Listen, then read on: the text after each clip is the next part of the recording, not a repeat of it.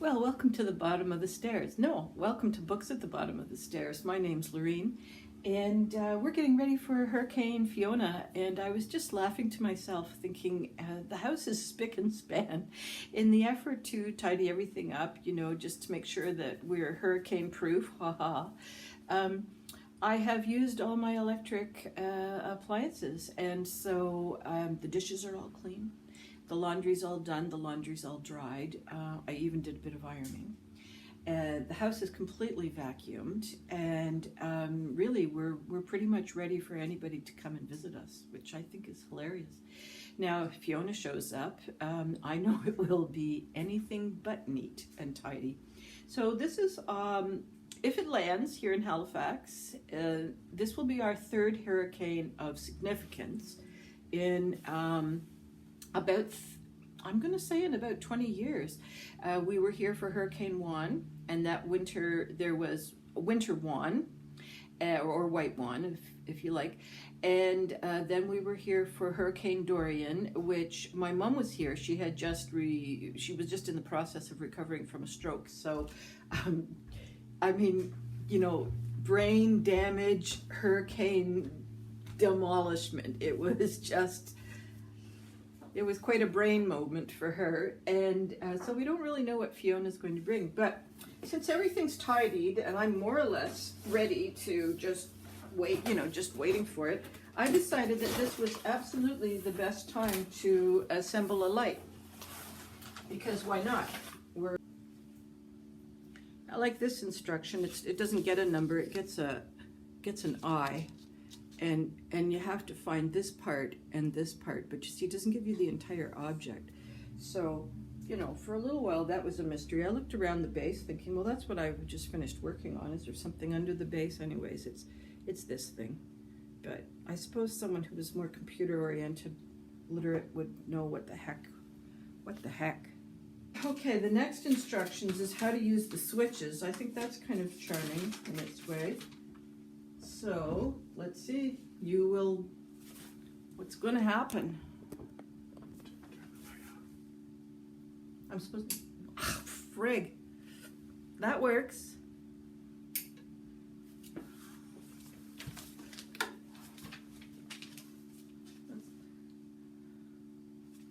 Well, I don't want you guys to die too. Okay.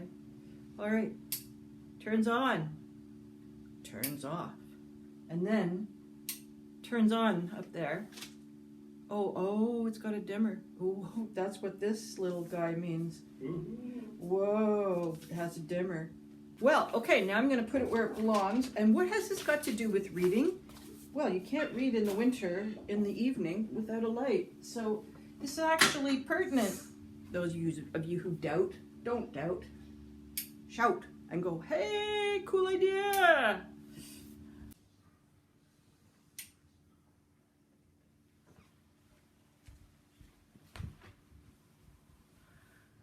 Well, do you think it's better? I don't know if it's going to be better or not.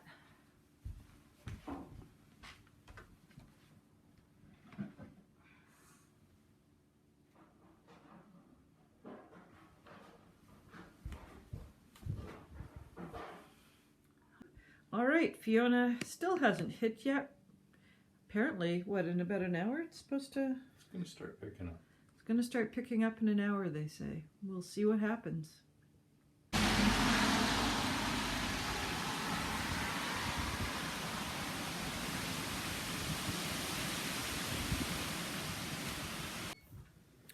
Well, here's a how do you do. I thought I'd be really smart, put the mattress in the hallway. Like, we've got a small hallway between the kitchens that way, and we've got a storm porch that way, and living room's over that way, and that's the stairs behind me. And yeah, that was a clever idea, I think, except that the sheets are all in the Volkswagen van, because we were camping, and we're going to hopefully go camping again on Tuesday. So the extra sheets and blankets are not here. Now, the other thing that's exciting from the cat's point of view is that when they were at the rescue SPCA, they had these water dishes that bubbled. They're electronic and it bubbles up, and so the water is always kind of fresh and flowing. So that's powered by electricity, so their water isn't running anymore. And so they're looking at it as like, what is this monster we are looking at? It has water, but it does not bubble. So there's some concern about that. What's the other concerning point? Steve is having a little bit of a struggle getting his orientation to the dark. It went out while he was in the shower because he was saying to me, well, I'd be real disappointed if I wanted a shower and I took it in the morning and the power was out and it would be cold. I should do it now while the power is still going. Well, I guess he was the one who cursed us. Well, it's 1 o'clock in the morning, and I think the worst of the storm is sort of overhead right now. There's gusts of about 100 kilometers an hour going past every so often, and they just kind of grip the house. It's like the house has a great big hand around it, and it just squeezes, and something kind of groans. It feels like hinges are breaking off of things, but I took a look around. I mean, I didn't go outside, but everything seems to be pretty intact. I did see that the barbecue has been airborne and landed about 10 feet away from where it started, so that might be kind of damaged. But the part that kind of amazes me is every 10 minutes or so, someone's walking on the sidewalk. I don't know how they stand upright. The winds are so high. And the flashlights, are sort of what twig me to the fact that something's going past. The other part that's really amazing is that the sky is kind of light. The trees are all very, very dark, and between the houses it's very dark, but the sky itself is like a light gray. Just too restless to sleep. And so I'm continuing to read this, Seed Collectors. I'm not terrifically enjoying it. I think I'm about 60 pages in, meeting a whole bunch of different characters. They're all connected in some ways through both their childhood, and they've maintained some relationships in their mature years. And I think I mentioned that the matriarch of the family has died, and there's some sort of inheritance that may or may not be shared. But mostly, everybody's just kind of wandering around feeling miserable about their lives. And as far as I can tell, they mostly just feel miserable, but there isn't anything all that miserable happening in their lives. Nobody's really got anything much to complain about except that they're complaining a lot. So far, miserable lives, or miserable complaining, miserable characters, no plot to speak of. I think the funeral is even over, and that was supposed to be some kind of big deal, but with hundreds of guests expected and all that kind of thing. So far, no. So I'll keep reading. I guess this is the kind of book that you read in a hurricane. Okay, here's something kind of creepy. Just when I shut off from the previous clip, running right past me was this huge bugger of a spider. And I have that little container that I store the headphones in, and the little extra pieces that, little extra wires. And I grabbed it because I didn't know where that spider was going, slapped it on top, and then put the lid on. You know how you kind of scoop a spider in? That's the third one I've seen. Where the heck are they coming from? I mean, I don't kill spiders. I tend to just leave them go or scoop them up and put them outside. I will kill a spider on a rainy day. I feel that's the only day I can really kill a spider with a clear conscience. I don't know where that came from in my logic. But this thing is like, it's about the size of the cord. This is the cord's all kind of crumpled up. And I can't see it through this, so it's slightly sheer. But anyways, he's in there. It's in there. She, I guess. Quite often the big ones are she's. So, one was in the bathroom, and I can't remember where I saw the other one, but it was also in a freaky spot. But man, they move fast, and I'm thinking they're just maybe they're coming out from between the boards of the house. It's an old house, about 90 years. So maybe it's kind of like that haunted woods in Harry Potter, you know, with all the big spider families and stuff hiding in the trees. Oh my God, it's just making me creepy. Well, the night is over. It was an adventure. 3 o'clock in the morning was kind of the height of the storm for Halifax, and I believe there were gusts of winds that were clocked over 180 kilometers. Is that right? In way north of here. Oh, way north of here. Sorry. It just felt like it here. Holy Hannah. I still have the spider. I haven't made an attempt to put it outside because the winds are still high and gusty. There are people walking up and down the sidewalk, but I think I'll pass on that because in just probably an hour or two, the winds will have just died down to a normal amount. And the temperature, it's like this is a really cold hurricane. Normally we are looking at tropical feelings. We're out in t-shirts and shorts, but we are going to put on sweaters. So for us, not any significant damage. We haven't done a walk around the house, and we haven't gone up into the attic. We're hoping that the chimneys are okay. We have two.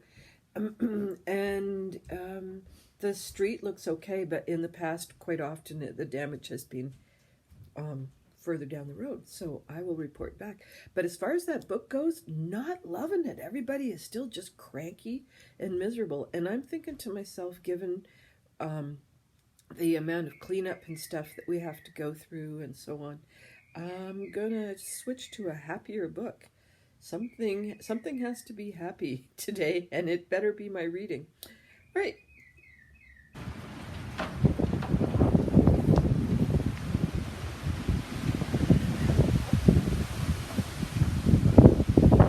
Steve is trying to open up the plug so that the boat can drain.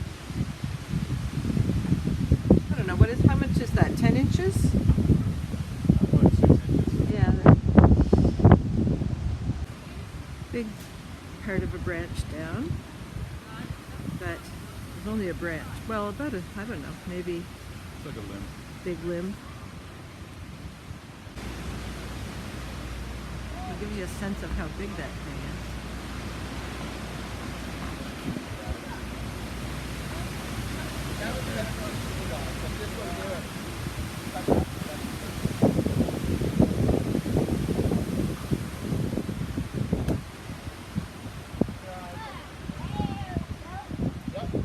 I'm going to go stand beside it so I can get a sense of scale. There's your sense of scale. So this tree is lifted, which means it's as good as fallen. And can't quite see through the mess, but it's It's too short. amazingly, it is not on the house. What is protecting the house is the little viburnum bush underneath, quite old, but it's held up that big branch. It's just, sometimes the world is so freaky, huh? Well, I'm not going under because that is like a dumb thing to do, but that is the shrub that is holding up that mighty branch. Wild.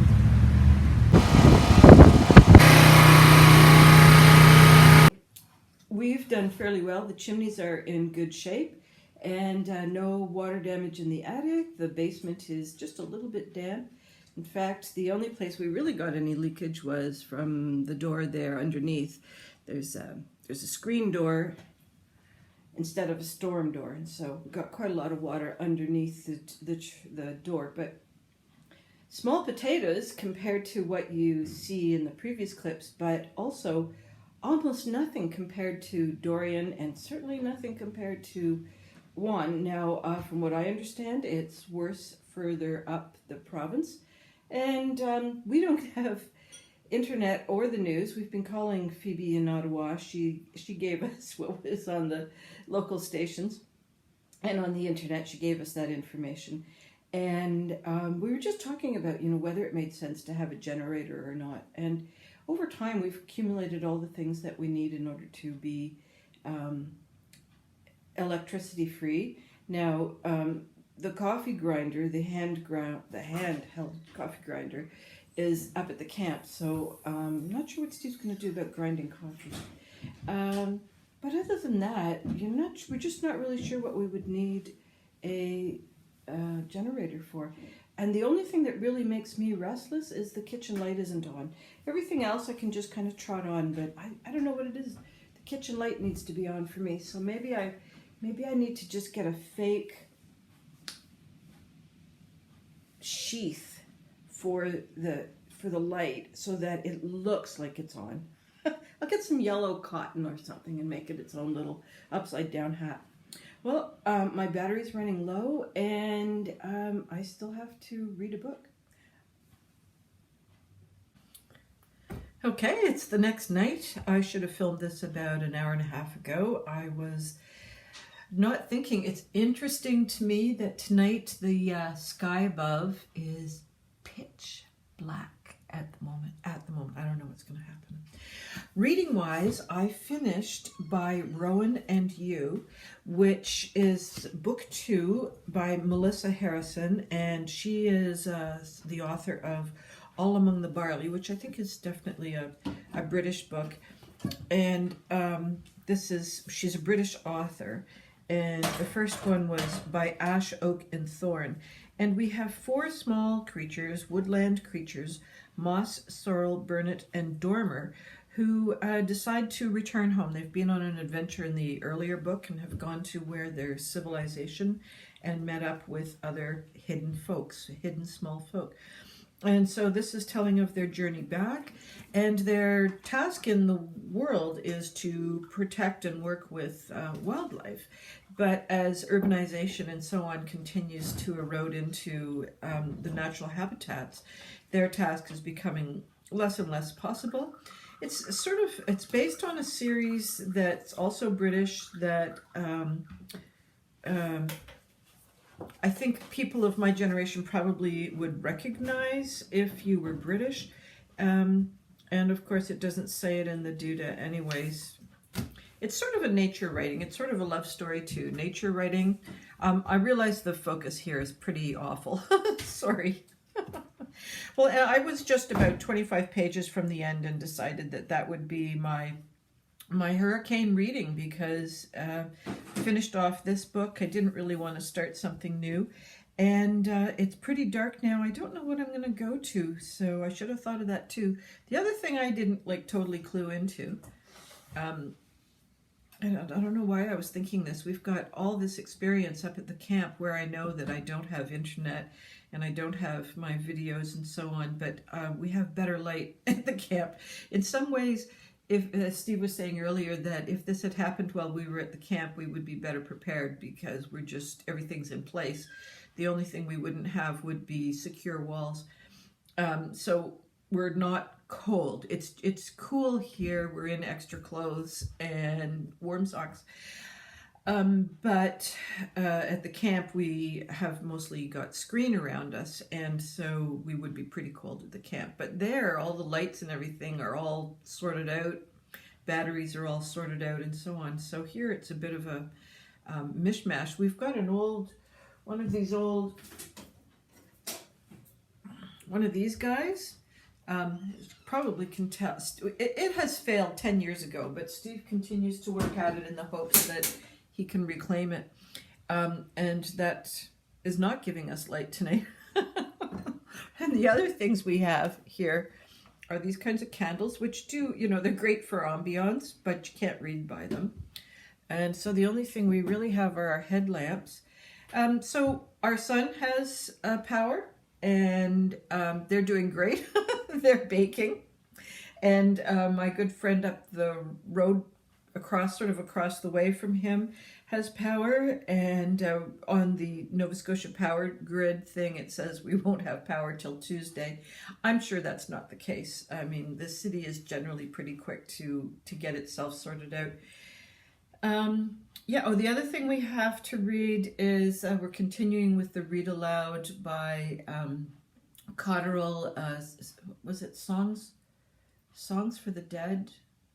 or a shallow. I don't remember. We fell off of that when Phoebe came, so we're about 20 days away from having read it. So we're going to pull that back out and do some read alouds, and that means only one light at a time. And certainly cannot knit. So off to do some read aloud and find a book that the printing is large enough that I can read it by candlelight. Ta-ta! Yeah, I'm just looking at this camera and thinking to myself, I'm trying to save batteries, and this is the third time I have to tape this. Not that you would know, but I just think it's ironic that I'm trying so hard to conserve power, and the first time, basically, I just took a photograph of myself for 20 minutes, and then I had it on video finally, but forgot to push the button, so I'm having a moment. I am reading through the side effects of Hurricane Fiona. I'm reading Cinnamon and Gunpowder, a novel by Eli Brown. And it could be a romance, it could be an adventure, it could be a comedy, it could be a farce. Just judging by the camera. I'm not judging by the camera, by the cover. I don't know why I put it on my list. Maybe it was recommended from one of the other vlogs that I follow, but I really don't know why it's on my list. I'm enjoying it. It's actually a great choice for this kind of circumstance because there isn't a deep, complicated plot. The printing is fairly large. I can see it reasonably well in poor light. There's mostly two characters, the captain of the ship, Mabit, and Owen Wedgwood, a cook who has been kidnapped. Mabit has come ashore to Lord Ramsay's home and murdered everybody except for the servants, and it takes us a while to find out why that happened.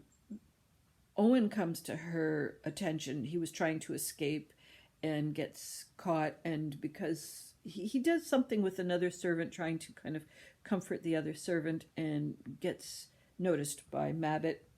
And she says, like, are you this famous cook? Well, yes, I am. Oh, well, then you're coming with me. So he has a task that every Sunday he has to prepare a meal for her that is exquisite. Just on the, salt cod and stale onions that they have in the hold. And has almost no, the cooking galley is pretty poorly equipped. So, that's the premise of the story. Every time he makes a meal for her, he has to chat with her. And so he gets to know her character more and more deeply as time goes by. He gets to know the pirates a little bit more as individuals, as opposed to just this mass of really evil people that you kind of lump together as people do. There's some pretty graphic punishments when the pirates do something wrong. Mabit is really bloodthirsty, and she's on the hunt for someone called the Red Fox, and we don't know why yet, and we don't know who that Red Fox person is either. We just have this name that's, like a nickname. We seem to geographically be headed to China, and there seems to be some plot afoot where Red Fox seems to be recruiting sailors and those involved in the sort of trades where they don't have an option, so particularly connected to opium, where they're basically they're kind of enslaved through their situations, and so they've had enough and they want to have an uprising, and he seems to be manifesting this in some kind of way. So I don't know whether she wants to be part of the revolution or whether she's going to take advantage of it and get a whole bunch of loot, or whether she's going to facilitate it. It's all unclear. And Owen has on his mind escape, and so has tried on 2 occasions to escape, and the consequences are crazy. They are kind of crazy, actually, and it's meant that a couple of other people who were watching the ship while he made his escape are punished for him having escaped successfully, although he keeps getting recaptured. So like, he's got some friends and he's got some enemies. He's kind of at the where I am in the book right now, kind of at this decision point where should he just accept his fate of being the cook's captain, or is he going to keep trying to escape? Now, it's been pointed out to him that where he lived and who he worked for and all that kind of business no longer exists. He will, if he escapes pretty well anywhere along the way except in England, he is just another poor bugger on a wharf with no credentials and, in his case, no kitchen knives to do his cooking with. So he's kind of in a rough spot. So I'm enjoying it. I stayed. Now that this is my third taping, have I already said this in this tape? I don't know. I stayed up till midnight last night and really enjoyed what I was reading. And I wanted to stay up later, but realized, I was wearing out the light and the battery. So we're doing fairly well. I mentioned that in our neighborhood it's not too bad, but if you go further afield, some pretty significant trees were knocked down, and intersections the lights aren't working, and so it's just people are fools in this kind of a scenario. There's always somebody who's just gotta win, gotta be first, and so going through intersections without lights is kind of dangerous, and there's still quite a lot of debris on the ground. Further afield, I think Steve was saying that he went into work because they've got a generator there, and he's charging up our battery. And we're going to go back and charge up our devices and so on when we pick up the battery. And very importantly, he's taking the coffee grinder and he's going to grind some coffee while we're there. But he was saying that the street that's adjacent to the building, a lot of trees are down. I'm going to go keep reading my book, and bye-bye for now.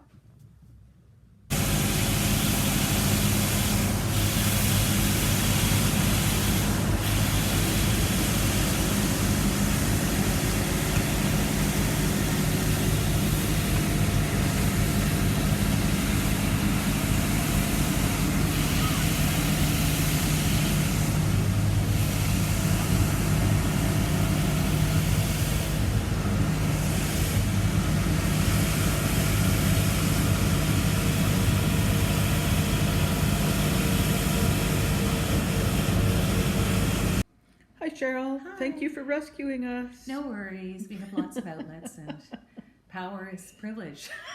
See, Cheryl's a good friend. She's letting me use her. She's made her freezer. We've got freezer packs. Let's see, and cookies.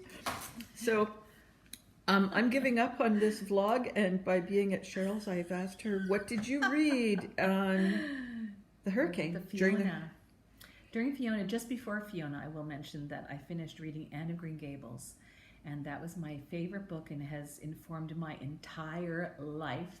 My daughter's middle name is Anne with an E.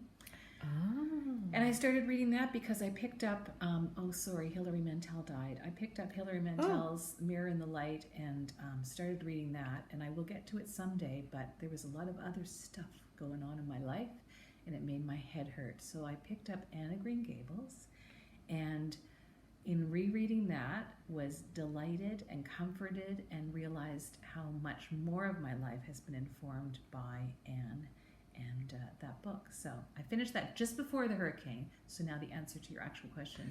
Well, I'm just going to interject and realize you married a doctor. So did Anne. Doctor. Oh my God. That is insane. Oh my God. That's nuts. All right. And I did dye my hair red for many, many years. So oh my Hazel, God. Get off of Lorraine. The Get camera off. jiggles Off. as the dog saying hi. Off. Okay, back to now serious back to this. business. Okay, so now I'm reading a book that I picked up several months ago by Cassia St. Clair, and it called The Secret Lives of Color. And I went looking for one book about color and inspiration and interiors and things, and looked at it and thought, no, I don't really want that. What do I want? And so I picked up this book, and I have been trying to incorporate more color into my life in terms of the clothes that I wear, because there's always color in my house, but I tend to go for, grays and beiges and stuff.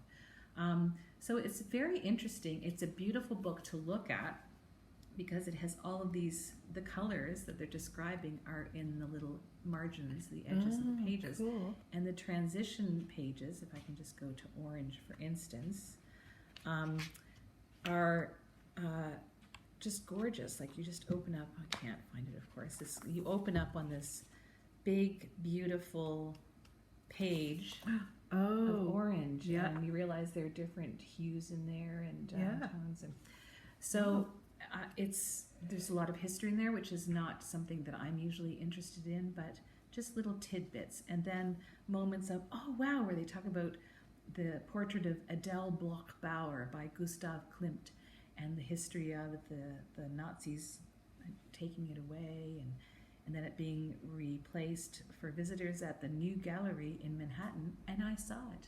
Oh, neat. I know, yeah, Brenda and I saw it. So it's very interesting, just quick little stories about various shades, I guess, of different colorways. But I'm going to let you know that I never knew that there was a colorway. This is like their whites called Isabelline. Oh. Have you ever heard of Isabelline? Nope, I haven't. So I'm just going to tell you very quickly here. It says, the story goes, so there's Isabella Clara Eugenia, by the standards of her day, exceedingly beautiful.